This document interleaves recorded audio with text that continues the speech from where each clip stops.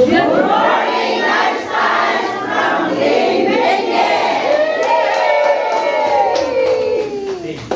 help me welcome on stage Global Marketing Director, Jenny Montablan.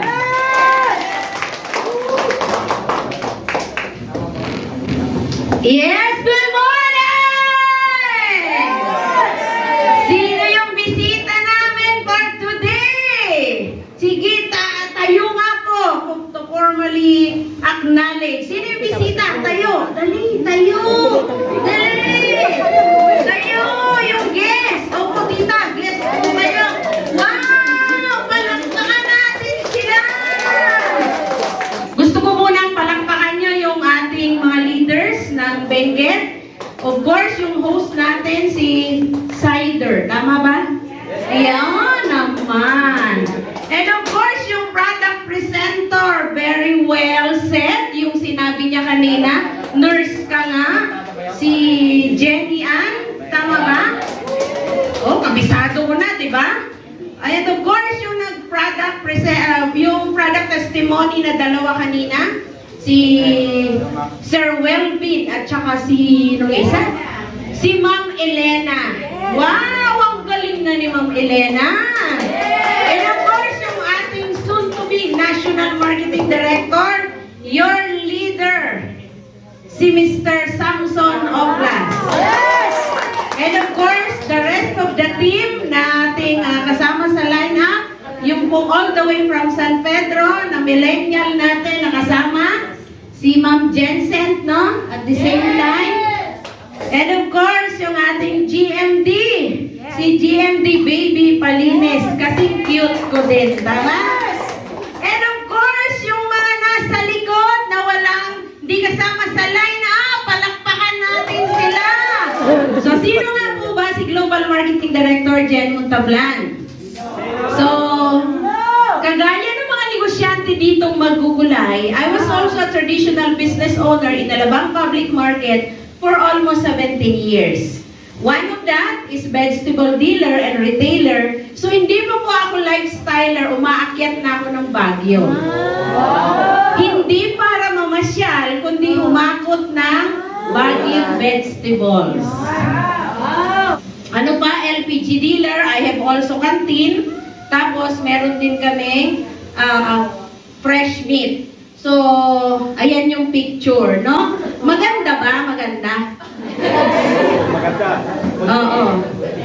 So, kasi natatawa si tatay, oh.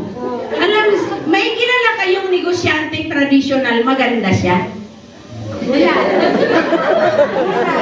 Bihira, di ba? Oo.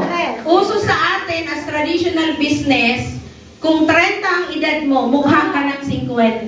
Ask me why. Bawal kaming gumanda doon. Bakit? Oo, bakit? Alam niyo bakit?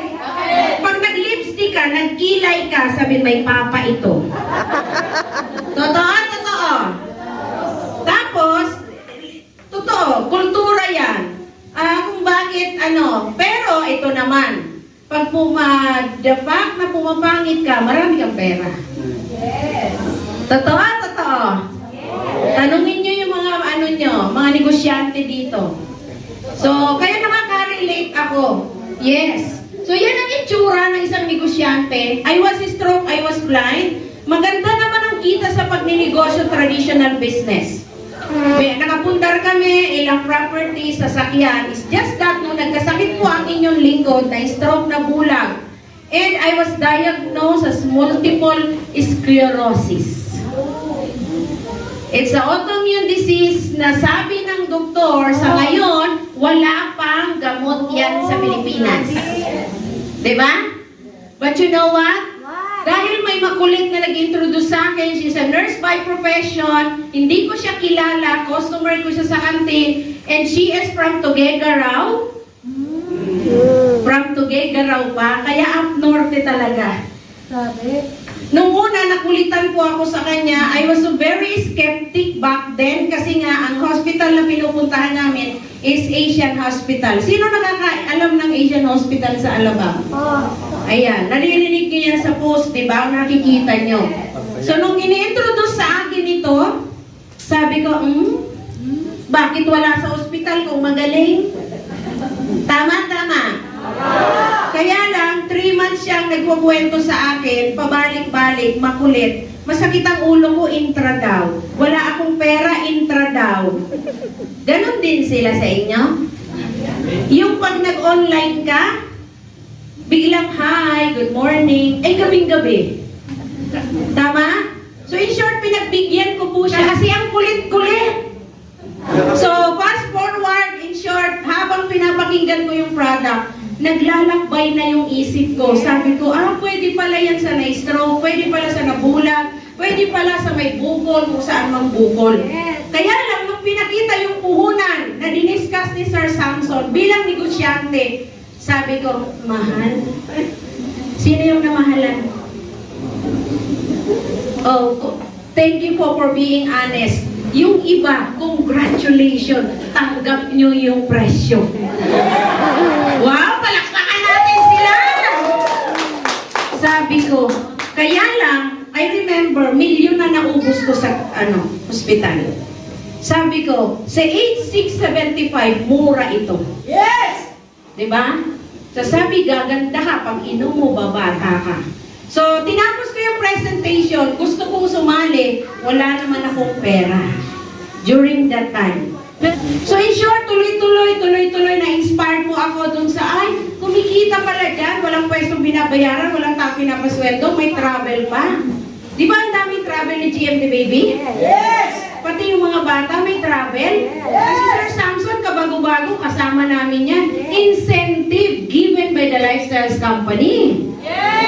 Ay, wow talaga. Sabi ko, pwede pala dito yun. So, naka-travel ako. First time ko sumakay ng eroplano. Kasi, first 3 weeks ko dito ay, na-promote ako executive director. Wow! Kumita ako 88,000 pesos. Masaya ba yan?